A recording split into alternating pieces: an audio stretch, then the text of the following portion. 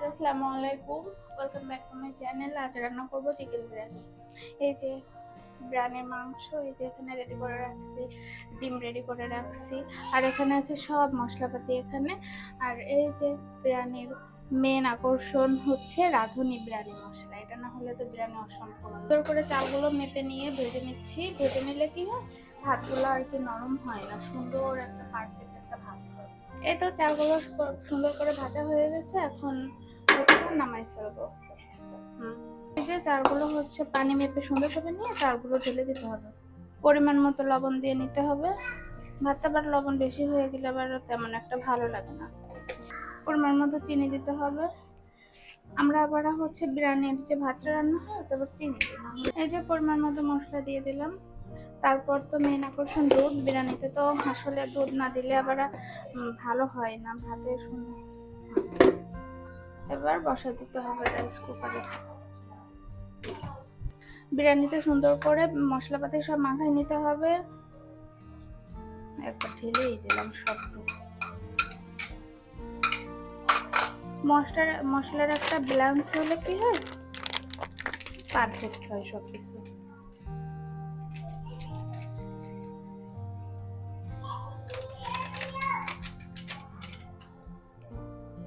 স্বাদ মতো লবণ দিতে হবে।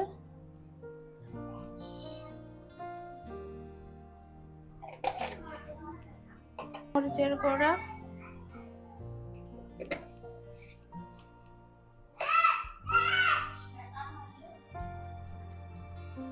এবার পরিমাণ মতো সস দিয়ে নিতে হবে।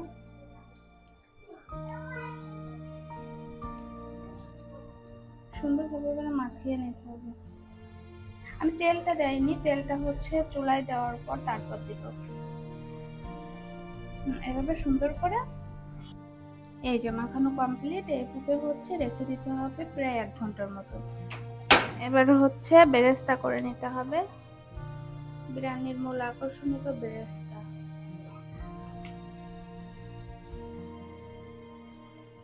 তেলটা একটু গরম হওয়ার পরেই হচ্ছে তারপরে হচ্ছে পেঁয়াজগুলো দিয়ে দিতে হবে।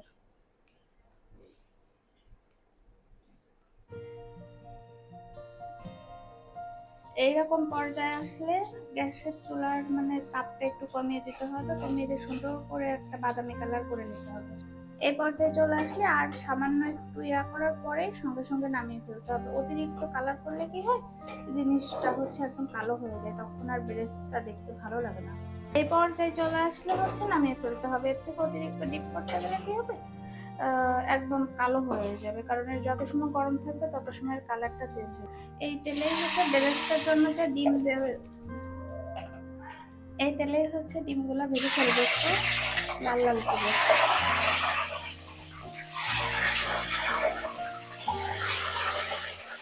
ডিমের কোরমার ডিমগুলা একটু সুন্দর করে ভেজে নিলে কি হয়, টেস্টটা আরো বেশি ভালো হয়। এই তো আমার ডিমগুলা ভাজা ডাল। এই পর্যায়ে ডিম মশলে উঠিয়ে ফেলতে হবে সুন্দর। এই তেলের ভিতরে মাখিয়ে রাখা মাংসগুলা ঢেলে দিতে হবে।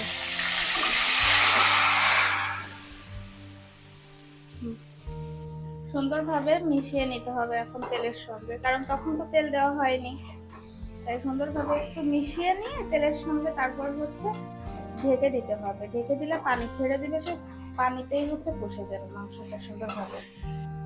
এই চুলাতে ডিমের কোরমাটা করে নেব। গ্যাসটা অন করে দিলাম। দেওয়ার পরে তেলটা গরম হয়েছে, ওর ভিতর মশলাটা ঢেলে দিলাম সুন্দরভাবে।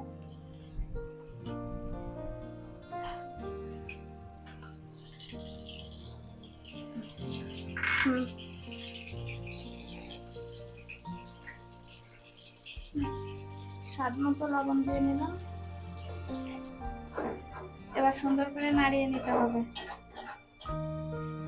মশলাটা নাড়াতে নাড়াতে এরকম কালার চলে আসবে, আরো ডিপ হবে, আরো একটু মশলা কষাতে হবে। তারপর হচ্ছে দুধ দিতে হবে। এদিকে মাংসটাও দেখতেছিলাম, দেখি হালকা হালকা পানি ছাড়া শুরু করছে, তাই একটু নাড়িয়ে নিচ্ছি, না হলে আবার তলা ধরে গেলেই তো আবার টেস্ট নষ্ট হয়ে যাবে। এই পর্যায়ে তেল উঠে আসলে আর একটু নাড়িয়ে চাড়িয়ে দুধ দিতে। আমি আসলে রান্না তেমন করি না, আম্মুই রান্না করে, কিন্তু কি মনে করে আজকে হঠাৎ করে মনে হলো আমি একটু রান্না করবো, তাই চলে আসলাম রান্না করতে। এই তো তেল উঠে দিচ্ছে। এই যে এই পর্যায়ে দুধ দিয়ে দিতে হবে। ডিমের কোরমাটা আমি বা আম্মু রান্না করার সময় কখনো দুধ ছাড়া পানি ব্যবহার করি না। ভাতটাও সুন্দরভাবে এই যে হয়ে গেছে, তাই হালকা একটু নাড়িয়ে দিচ্ছিলাম যাতে তল উপর সমান হয়। পর্যায়ে দুধটা জাল হয়ে গেলে তারপর হচ্ছে ডিমগুলো সুন্দরভাবে দিয়ে দিতে হবে। এটা একটু নাড়িয়ে চুলার আঁচটা কমিয়ে দিতে হবে। তারপর চিনি দিয়ে নিচ্ছি। ডিমের কোরমাটা একটু মিষ্টি মিষ্টি বেশি ভালো লাগে।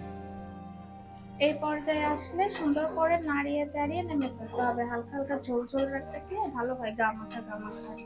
এদিকে এই যে মাংসরও তেল ছেড়ে দিচ্ছে, কষাই মানে কষা প্রায় হয়ে আসছে। এই পর্যায়ে যে সুন্দর করে কষা হয়ে গেছে, তেল ছেড়ে দিচ্ছে, মানে চুলায় যখন হচ্ছে কড়াইতে লেগে লেগে যাবে তখন হচ্ছে পানিটা দিয়ে দিচ্ছি। বেশিও পানি দেওয়া যাবে না, মানে হচ্ছে হালকা হালকা যে আছে সেরকম। ডিমের ফাইনাল লুক এটা। এর উপর হচ্ছে হালকা হচ্ছে বেরেস্তা দিয়ে দিতে হবে। তারপর ডিম হচ্ছে সম্পূর্ণ পর্যায়ে চলে আসলে হচ্ছে গ্যাসটা অফ করে দিয়ে নামিয়ে ফেলতে হবে। রাইস কুকারে ধরতেছিল না, এই জন্য হচ্ছে বড় একটা পাতিলে নামিয়ে ফেলছি। এই পর্যায়ে ভাতের ভেতর মাংসগুলো সব ঢেলে দিতে হবে। তারপর ভাতগুলোর সঙ্গে সবকিছু সুন্দর করে অ্যাড করে নিতে হবে। এই তো সুন্দর করে মাখিয়ে নেওয়ার পর এর উপর হচ্ছে বেরেস্তা দিয়ে দিতে হবে।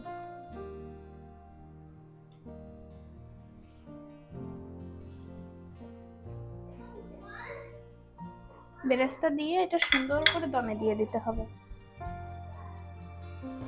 তারপরেই তো চুলা থেকে নামিয়েছি, ফাইনাল লুক এটা।